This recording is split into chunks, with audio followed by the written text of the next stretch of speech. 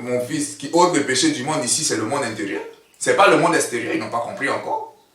Comment ils peuvent dire que le péché a été ôté du monde extérieur? Attends, les gars, faut pas en se blaguer. Dans le royaume, vous n'êtes pas les pécheurs, vous êtes juste dans le royaume, seulement les pécheurs se sont identifiés à vous et vous avez oublié qui vous êtes. Aussi, ils vous manipulent pour pouvoir prendre possession de votre âme. Et l'enjeu, c'est l'âme, c'est pas le monde extérieur. Et puis, est-ce que, quand vous regardez le monde, est-ce que le péché a été ôté? Pas en se blaguer. Il est partout, n'est-ce pas? On le trouve partout. Allez à Abidjan, il est partout. Les microbes, il est partout.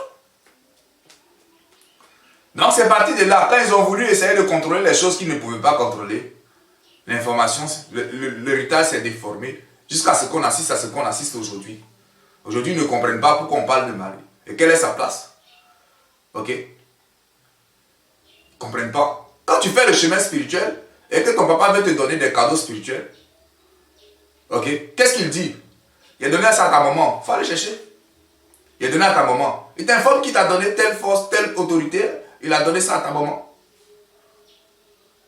C'est là que tu comprends pourquoi ils ont écrit quelque part dans les livres sacrés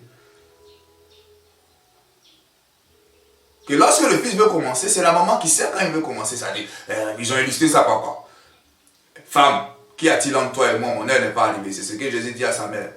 Lorsqu'il doit crier, il doit transformer l'eau en vin, je ne sais pas quoi là. Et sa mère lui dit, faites ce qu'il vous dira. C'est pour vous dire quoi? Et moi, et quand c'est comme ça, quand tu es lycée, tu comprends ça. Quand ton papa te dit, ah, j'ai donné ce qu'il doit te donner là à ta maman, va chercher là-bas. C'est là que tu comprends. Parce qu'il ne va pas te donner, n'est-ce pas, certaines forces, une certaine puissance, sans s'assurer que tu ne vas pas utiliser ça, n'est-ce pas, pour créer une dette à votre royaume.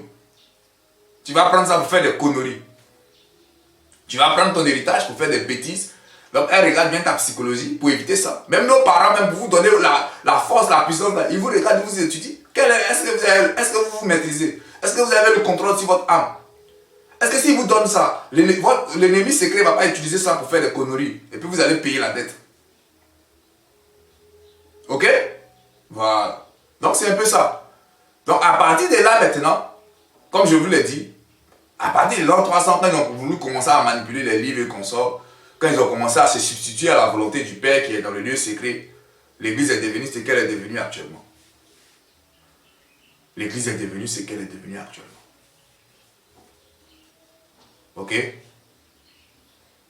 Et aujourd'hui, on ne va pas sur le chemin pour croiser la vérité de son Père. On ne fait pas le chemin pour aller à la droite de son Père, pour réaliser, pour s'individualiser, pour avoir des corps de gloire, pour pouvoir passer au deuxième degré d'évolution. On va sur le chemin simplement pour être des adorateurs du matin jusqu'au soir. Vous comprenez? Quand c'est comme ça, là, vous ne pouvez pas devenir un roi. Vous ne pouvez pas porter la couronne de gloire des saints. Vous ne pouvez jamais, on ne peut pas vous couronner. Pourquoi? Vous êtes dans une condition de serviteur. Voilà. C'est ça. Donc les anciennes religions, n'est-ce pas, vont vous expliquer que c'est ces mêmes trois forces-là qui interviennent dans tous les degrés, toutes les religions de nos ancêtres, que ce soit